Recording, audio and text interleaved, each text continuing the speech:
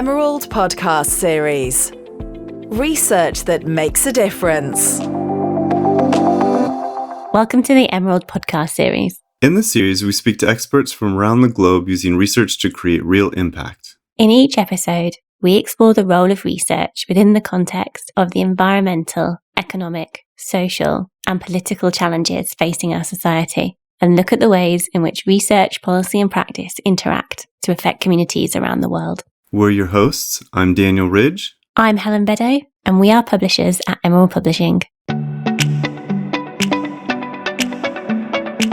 Universities have been undergoing a time of transformation, change and uncertainty, even before COVID-19. They've been under increasing pressure to demonstrate their value, and now that change and that uncertainty has only accelerated because of COVID-19. Today, we're going to consider how universities can adapt and function in this new environment. We'll speak to Asher Rospigliosi from the University of Brighton Business School, an economic sociologist researching the role and function of higher education. Asher, together with Professor Tom Borner and Dr. Linda Heath, are authors of the new book, The Fully Functioning University. Welcome, Asher, and thank you for joining us. Thank you, Helen. It's really good to be here today and to have a chance to talk with you. Your book outlines a clear vision of what universities need to focus on to be fully functioning. Can you explain a bit more about what a fully functioning university is? Yes, I think it's an explanation that draws a bit on history, because the university is a long-standing institution that has changed over time and that over time has served different purposes. And so when I talk about the fully functioning university, it's with the light of 1,000 years of history behind us. The idea that a university serves three quite distinct missions, that it contributes to the advancement of knowledge, that it provides a higher education for students, and that it serves society in which it is a part.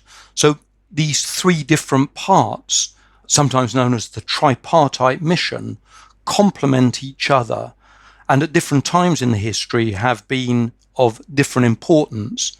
Our concept of the fully functioning university now is that those three parts serve each other and work together.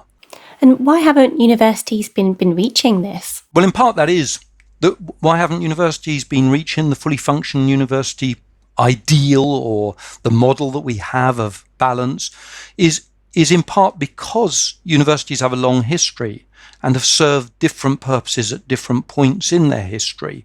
And so at different stages of the development of the university, different parts of the mission or the function have been of different importance. So for a long time, in the early years of the university in Europe, the service of the church, developing a clerical class, literally clerical class, of those equipped with the primary vocational skill of the age, which was fluent Latin. Being able to use Latin was once the most vocational outcome a university could offer, and it was in many respects what universities were about for a long time.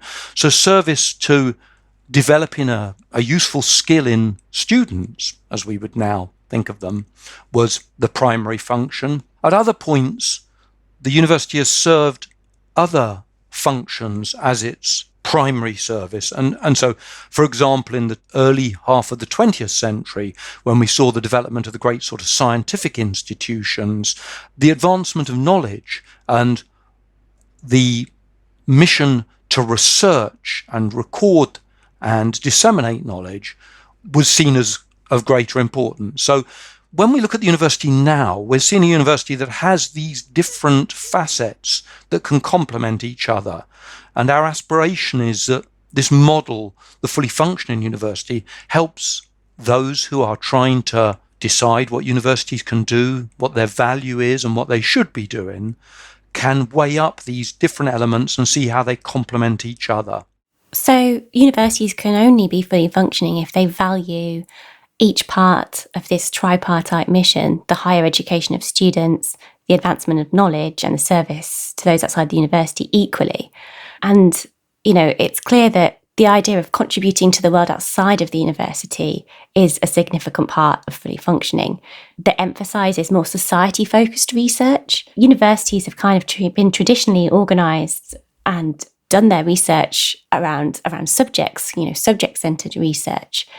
Do you think that this society focus around research will become more important in this new era of universities? And what strategies would you suggest for universities in doing this? Thank you. That's a really good question, Helen, and sort of two parts to it. I might need reminding to go to the strategies, which are less where my natural sort of scholarly inclination lies. But in terms of thinking, is it important for universities to emphasize society-focused research and how that relates to the historical, or at least the last 100 years or so, where there's been a huge emphasis on subject-centered excellence and subject-centered research?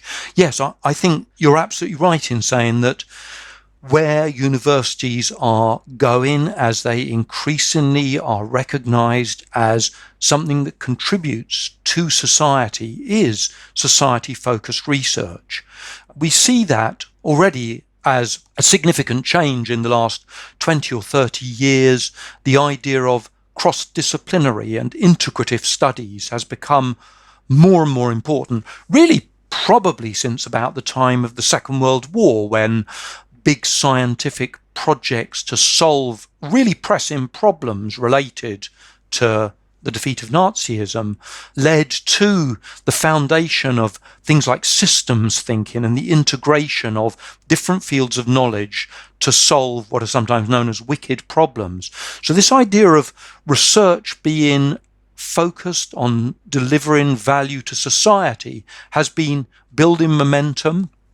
And in the UK, we can see its importance in the rhetoric or the valuing around impact. So since the last major research excellence framework, the measurement of impact, what this research actually does for anybody, and by anybody, we probably would take that as a proxy for society, has become one of the ways that funders of research, those who organise universities and those who metricise universities, such as through the REF, want to see universities contributing more to society. And in terms of our thinking about what a fully functioning university might be like, we think that if universities recognise the importance of their contribution to society, this can have an impact, a beneficial impact, on the other two parts of their fully functioning purpose. So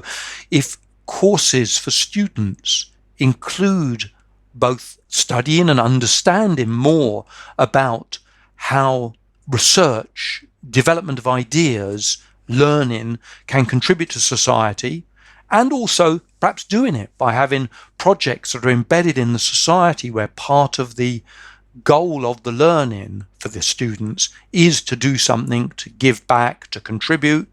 In the USA, this is already quite a common factor where many colleges have courses that are mandatory, where students have to do something like volunteering in a local social organisation. I don't know if in the UK it necessarily would look like that, but the idea that what the students are studying might actually benefit the society around them can come to the fore and can help universities to be more fully functioning. And likewise, research increasingly is being expected not to be purely blue skies or theoretical, although I still see that as very important, but to be seen as something that can deliver value back to society. What strategies would you suggest for higher education institutions here? I guess in practical terms, we do think that the model of the fully functioning university, if it's seen as a sort of an ideal framework to aspire towards, then it might help to shape strategies that might, in practical terms, include things like making sure that every degree program includes some aspect of developing a student's awareness of what Nussbaum, a scholar I really like on the idea of the modern university, Nussbaum calls the sort of the global citizen. So students who are studying having an awareness of the role of their study, their development in contributing to society, whether that's at the macro level, like the increasing importance we all need to place on the environment, or on the social level, like thinking about the contribution to change in historic injustices, or on the purely practical level of going out and perhaps volunteering in a society. So I think for strategies for universities, courses that explicitly help students to see how what they're doing is not just about personal self-advancement, earning a higher graduate premium and self-development, but also about being able to more contribute to society. And likewise, strategies for research that say that, or that explicitly encourage research that will create value for society. Going back to what you were saying about society-focused research really beginning around the close of the Second World War, and that's really interesting that change happened after such a kind of a major disruption, a major global disruption. And obviously, we're experiencing a major global disruption right now with COVID-19. And in a recent paper, you described COVID-19 as a discontinuity, and I loved that because my background is in earth sciences. And there, a discontinuity is a physical abrupt stop or gap in the geologic record that you can physically see, and is a result of this kind of dramatic change in the environment. Everything in the system needs to adapt. Like this idea of COVID-19 as a discontinuity in our educational system. What has COVID-19 revealed about the structural issues currently existing in institutions? What do these systems need to do to adapt and carry on? Thank you. That's a really good question, and I'm pleased to bring in the concept of discontinuity, both because it is a really interesting concept, and perhaps it helps to indicate where some of the value of the fully functioning university model is. So yes, the significant changes to the way society operates, to the norms and to the values, have been drivers of change in the university through its millennia-long history. Referred earlier to the sort of, once Latin was the primary vocational outcome for students at universities, no longer the case. And we can see that almost as a geological record in what it was that students wanted to get out of going to university. Now we see many discontinuities in contemporary society. The Marxist geographer Harvey talks about the crises of capitalism, and that capitalism goes through a series of crises. And so some of the discontinuities are structural in the way that society organizes itself. Some historical, like the legacy of colonialism and racism, and how perhaps a triggering event like the brutal murder of George Floyd and the subsequent recognition of the importance of the Black Lives Matter movement give discontinuities that mean that universities have an opportunity and a mandate to think differently. And so right now, in the UK higher education sector, the impact of COVID-19 has meant that many universities are thinking today, in this moment, how can we deliver higher education to students and yet maintain safe social distancing? And this has brought about, or has accelerated, the move to digitally mediated education. So the digital transformation of higher education is something that I think we are seeing a discontinuity that will leave a profound impact between how universities did their processes of teaching and developing students last year and what it will look like next year. It's really interesting to talk about inequalities in the institution. I mean, these were institutions and learning structures that were designed, by white men for white men. And we see that structural inequality persist. And to be fully functioning, universities need to be for everyone. So what opportunities does this disruption of the norm, this discontinuity offer for making the institutions more equitable? Thank you. That's a really good question, a nice question, one that's valuable to think about. I think that it is important for those of us who are involved in delivering, developing higher education to recognize the kind of power and privilege we have. And higher education is the inheritor of a legacy that includes, at its historic roots, the appropriation of Islamic scholarship in the birth of the European university by those who were, I think, would have described themselves as crusaders fighting Islam from the perspective of Christendom at the birth of the European university. And in more recent history, the service that science played to the support of the growing machine of capitalism, the rapacious energy of colonialism, and the dominance of white supremacy as a worldview that informs and shapes what is in the curriculum of the university now, does mean that a fully functioning university does need to think, as you said, Helen, about inclusion and what is not being said. So particularly in response to service to society, the university is in an important position of recognizing the value of critical thinking, the role of recognizing that there is more than just the argument of the dominant hegemony. So as the world is shaped at the moment by the legacy of the writings of dead white men, it's incumbent on the fully functioning university to think about and to act upon what voices are not part of that dialogue, what stories are not being told, and that contributes most directly to the part of the fully functioning university which is in service to society, but it also addresses in important ways what it is that we as universities can do to develop our students, to help them be global citizens aware of historic injustice or the importance of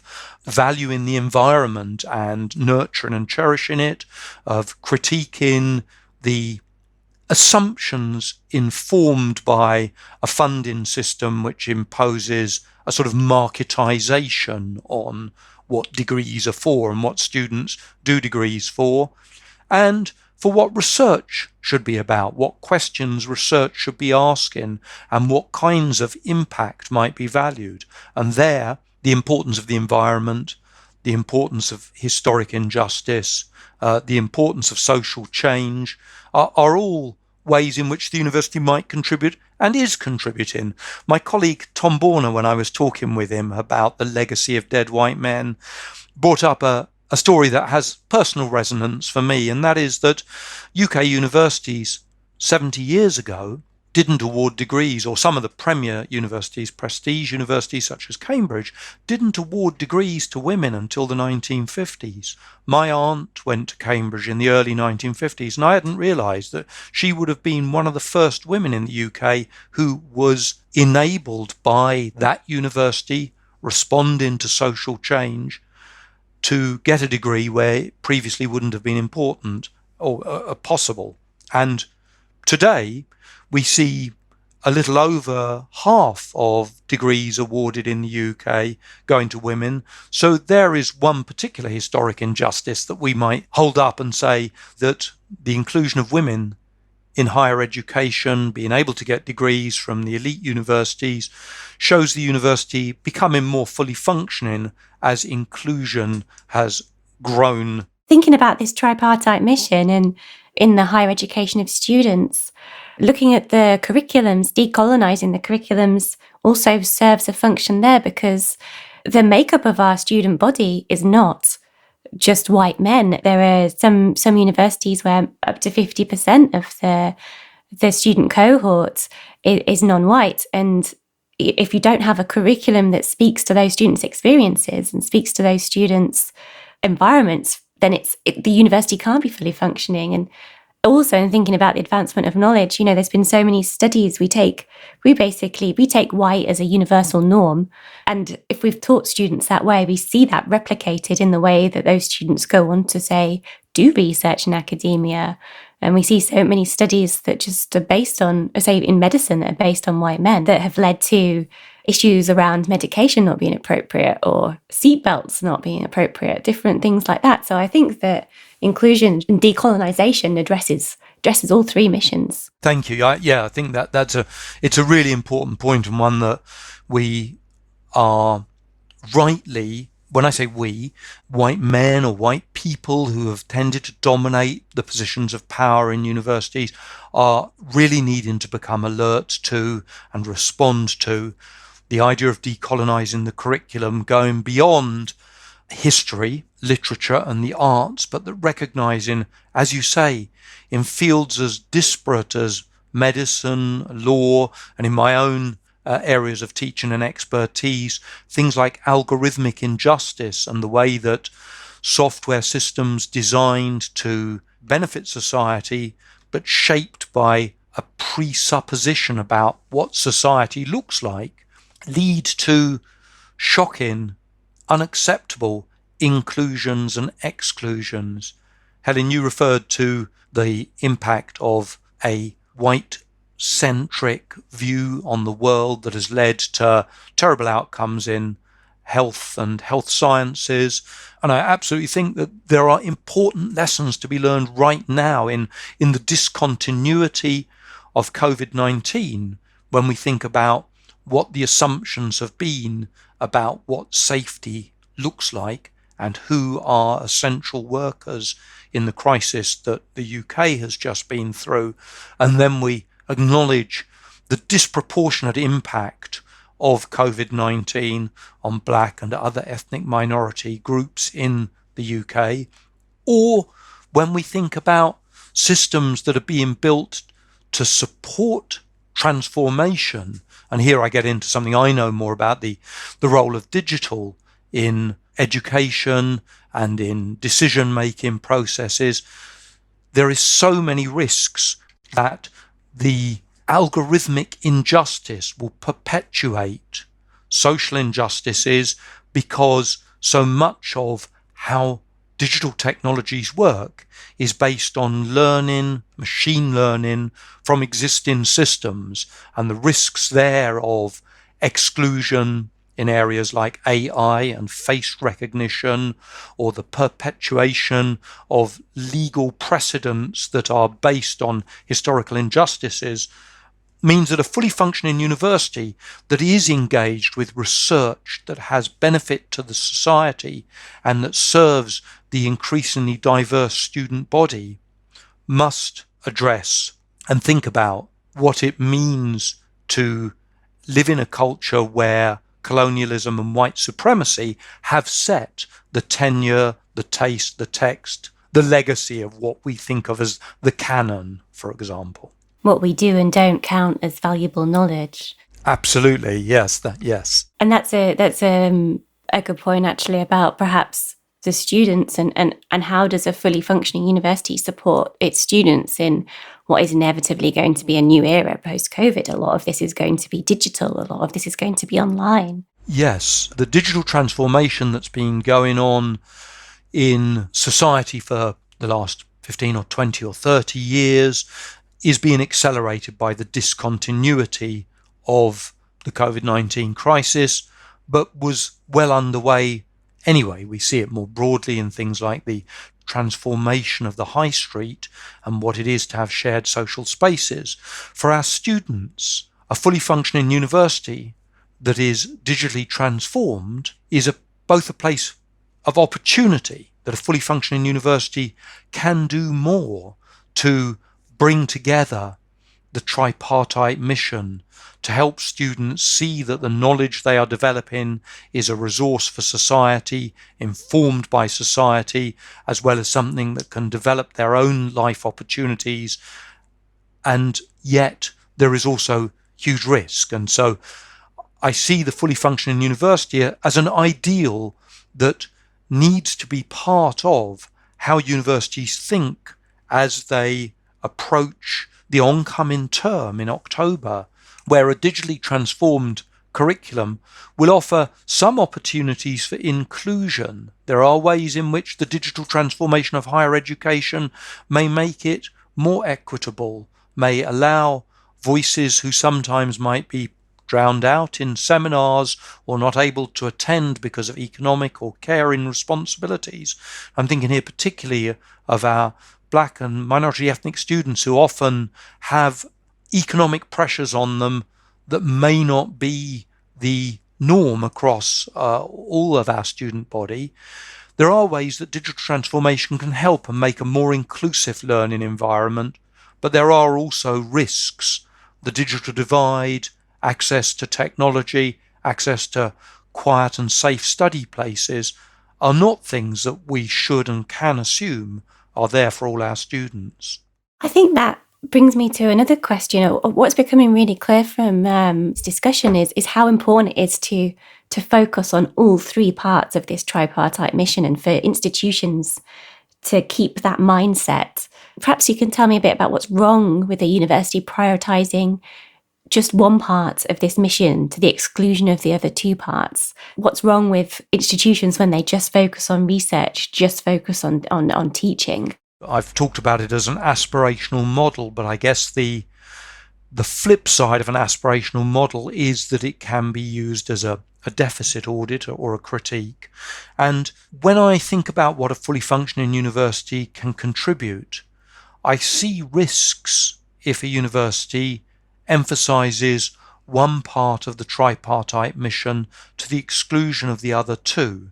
So certainly there are ways in which the funding of higher education might encourage universities to develop a research-led strategy and see research as the primary goal for a university.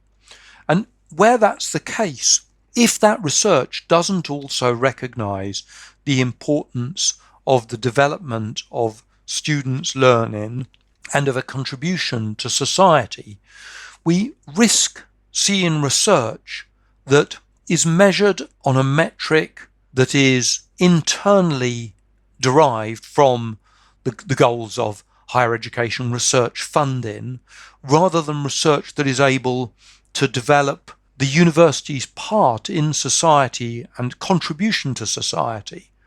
Also, in a research-led university, there's a risk that the student experience will become secondary to the research goals of those academics that are motivated and rewarded for research outputs. And this can lead to a form of higher education for students that doesn't develop them as citizens, doesn't develop them in a way that allows them to contribute to society, but instead is inward-looking and focused on narrow research metrics. Likewise, the move to having universities that are perhaps focused primarily on teaching, that are seen as degree awarding bodies, but that are not valued for their contribution to the society around them, or not valued for their contribution to the advancement of knowledge, risks having students that don't see that their endeavours, their contribution can lead to the valuable advancement of knowledge that is for the good of all. A very practical example that Tom, one of my fellow authors, and I talk about often is the increasing importance of Wikipedia, and that we would like to see universities valuing Wikipedia as something to which students and academics would see it as a normal part of higher education to contribute. Wikipedia is one of those common goods that we can see the advancement of knowledge being generated by society, being drawn on and used by society. And if universities only value research as a research output in measured articles in ranked journals, rather than research as something that develops their students' capacity to flourish, to live and contribute in society, then a university risks not really being fully functioning and being part of the society in which it is part. And that's a really good point. The ways that people find information, the ways that people access information and take in information have changed, and the institutions need to adapt to that. I mean, what does the institution need to do to support its academics in developing new content types, new ways of learning? How does it support that? The acceleration of digital transformation brought about in the recent moments by COVID-19 means that many academics are having to think thoughts literally like, how do I move my modules and courses online for a safe, socially distanced higher education in the autumn of 2020. What does that mean? And what can universities do to support that and reassure students, academics, and society that this will be equitable? It's complex, a wicked question, a wicked problem, and one to which I couldn't aspire to give a simple and immediate answer, Helen, but it's a really important question for the academy, for those in higher education to think about and to perhaps push back against funders and senior policymakers if there's a narrative that says universities are purely an instrument of economic advancement to develop wage-earning individuals who can contribute to the gross national product. Such a narrative misses many of the things that the fully functioning university model aspires to highlight, so the contribution, the self-development, and the advancement of knowledge. And to get back to content and digital transformation, the digital transformation of higher education offers enormous opportunities for wider access, widening participation, greater inclusion, and building a common good. So videos that are shared on YouTube, podcasts, to get a little self-referential in this moment, that are shared on open platforms without cost other than download, massive open online courses, MOOCs, are all ways in which the digital transformation of higher education can bring enormous social good. And Wikipedia, I think, is a really powerful example of that, something that is contributed to by people around the world and used by people around the world, and yet perhaps is rather undervalued as a form of content within universities currently. It's an area where perhaps the university, if it is to function fully, could engage more with what is the role of digital content, perhaps explicitly content platforms like Wikipedia, as a way of contributing more fully to the advancement of knowledge, contributing more fully to the development of our students and their ability to contribute to the social good and to the society in which our universities are a part. And that's an interesting point. In this current digital world, we're kind of overwhelmed with information, and rather than thinking about quantity, the idea of curation and the idea of having reputation and trust in the information that you're reading becomes really important. And this is where institutions have an opportunity to really speak to that third part of the tripartite about contributing to society. I like the line of thinking you were going with there, Helen, and it excites me to think that a fully functioning university might help contribute to the broader social needs of a knowledge economy and a knowledge society, where the digital transformation of so many of the processes of life, whether it's shopping or dating or traveling or just developing one's own understanding of the world, mediated and enabled on digital platforms that emerged out of research-funded projects. The internet has a legacy that shows how government and universities can develop research projects that contribute to social good, and yet also has a fearsome side when we think about the risks that come about by the algorithmic manipulation of emotion and communication. So the role of social media in misinformation and disinformation, fake news, and the spreading of messages of hate is an enormous problem for society, to which curators, custodians, advocates of knowledge, the university has a function in both the development of students who are able to critically evaluate sources of knowledge and contribute to sources of knowledge, in the role of research, the dissemination of research, the place of research, not just behind paywalls of academic publishers, but also as a contribution to society through you used a very nice term, Helen, of sort of custodians of knowledge. This is something that I think the fully functioning university can and will and must step up to, being honest brokers, helpful contributors to an understanding of what knowledge is and what part it can play in society. Institutional leadership has quite a large task on their hands in driving universities forward to become fully functioning. Change is often slow. University systems can be very bureaucratic. How do institutional leadership's going to need to kind of react and adapt quickly to a crisis like COVID-19? And in the wake of COVID-19, what should institutional priorities for a fully functioning university be?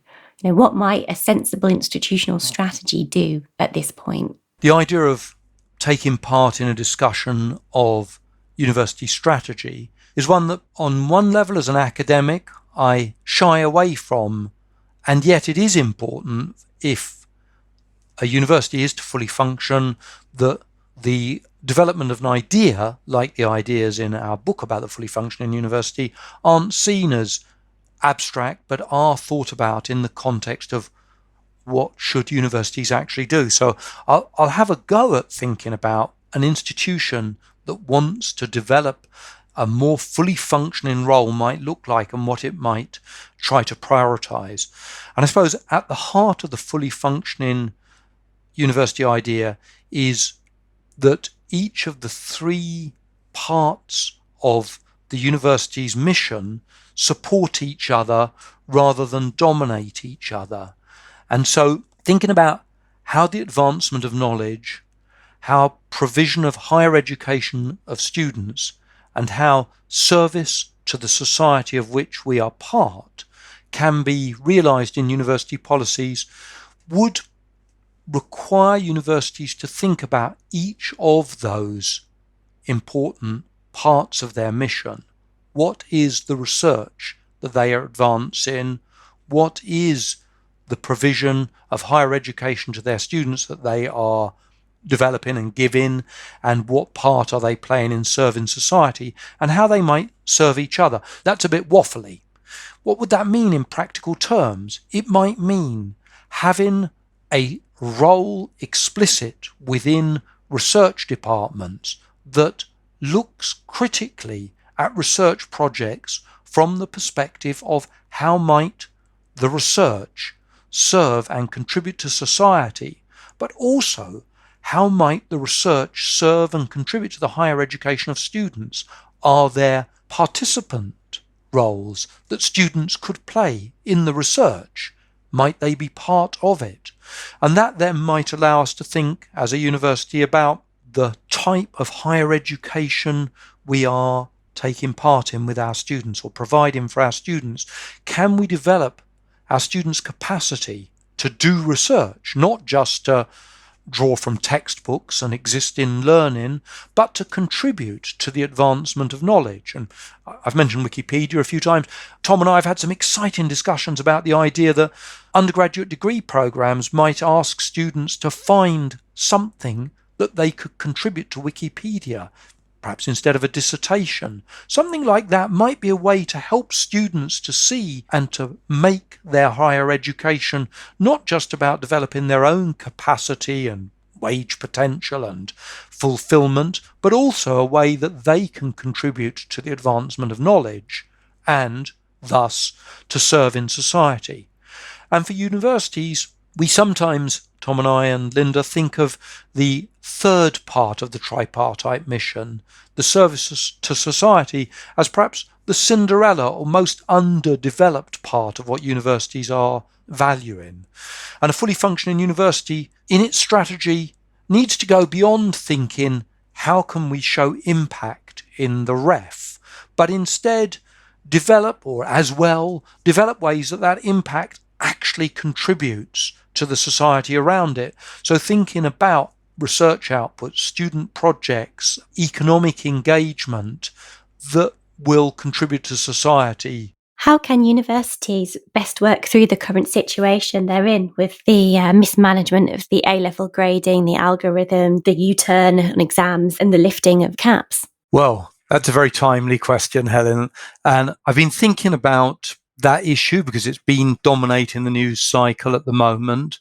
And on some levels, I feel that we should offer a caveat and say that the fully functioning university as a model and as a way of thinking about universities is one where a lot of the strength of the model is that we are taking a long-term view. And that historical perspective is a strength, but also in some ways is a limitation on minute by minute news stories. And yet the UK higher education is going through tremendously fast changes, of which this current flip-flop in government policy about grades and who should be admitted does have an impact on what universities will look like this year and maybe next year, and perhaps help us to think a little bit about the more general trend toward a marketization of higher education as a consumer product with consumer protections. So this flip-flop in policy about who can come to university has got something to help us think about what is long-term in the university and what is to do with a current neoliberal turn in how higher education is viewed. If we say that right now it looks like more students than might have been expected are going to go to university because policy changes have meant that a number of students' grades are higher than they'd thought they would be recently, we think that the fully functioning university as a model of what universities are about is able to offer us sort of encouragement from that change. And we think that if more students, through a quirk of fate, are able to go to university this year, this will mean that the students gain benefit. Although there are some arguments that would say that cultural capital is a finite resource, in the kind of knowledge economy we're in, the more people who enter the labour market with a degree, the better their sort of individual life chances. So the development of the student, if those who might not have got in under a more punitive system do get into university this year, that's good for them and for their life chances. And then if we think of universities as a body vested in the advancement of knowledge, more students engaging with what higher education is, leaving university with advanced learning, developing their aptitude and ability to learn, is advancing the application, use and access to knowledge in society. And so it's difficult to see that as not positive for the students and for knowledge. And then if we think about the tripartite, the third part of the mission, to benefit society, if we see this year as a year in which more students go through the higher education process, come out with an appreciation and ability to access knowledge, and a development of what we might call their new vocational capabilities, our ability to learn and to enhance our ability to learn, we see that as benefit in society. I was talking with my fellow author, Tom Borner, this afternoon, and he told me a story which I'd like to share. I'll be very brief, but a scholar, Christopher Ball, was talking at Sussex University about the expansion of higher education. It was some years back, and I think he might have been suggesting, imagine if 20% of the population went to university. Would that be a good thing? 30%, he asked his audience. Who amongst you would be bold enough to say that over half the population could go to university? And then his sort of punchline, his denouement was 85% of the sons of doctors go to university. And if we think about what that implies for the rest of the population, I thought that was a nice image of why it's really a good thing if whatever the government shenanigans have gone through leads to more students coming out with degrees in years to come. And something that seems really clear to me from the reaction of academics, people who need to deliver the teaching and solve some of these logistical issues that they've been presented, is that they really do want to deliver on these three parts of the mission. It's really important to them. They want to serve their communities. They want to deliver the best teaching they can to advance knowledge the best they can. I think academics are in a really difficult position right now. How do they hold on to those missions, those values? Well, it is a difficult position, but it's a position that for most of my colleagues at the University of Brighton, we're viewing it with gusto. So it is what we want to do. And the incredible increase in the proportion of the population that goes to university is, I think, largely viewed as a good thing by those who are involved in the university sector.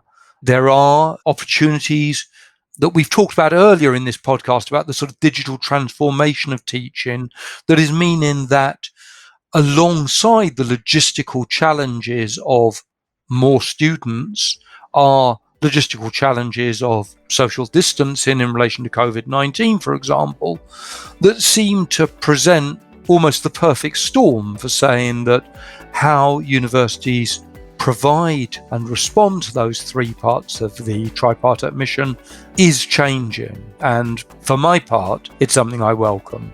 Thank you, Asher, for joining us today for that really interesting discussion. Thank you. Next week, Daniel will be speaking to author Debbie Haskell-Leventhal about her new book, The Purpose-Driven University. So join us then.